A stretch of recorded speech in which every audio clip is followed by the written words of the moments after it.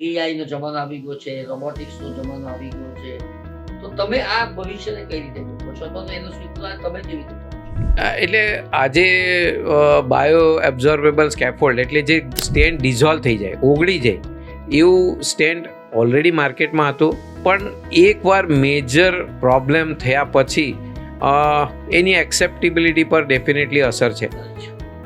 આજે ઇન્ટરવેન્શનલ કાર્ડિયોલોજી જે ગ્રો થાય છે ને એ મોટા ભાગે કોરોનરી આર્ટરી એટલે હાર્ટની ધમનીઓથી અલગ દિશામાં વધે છે.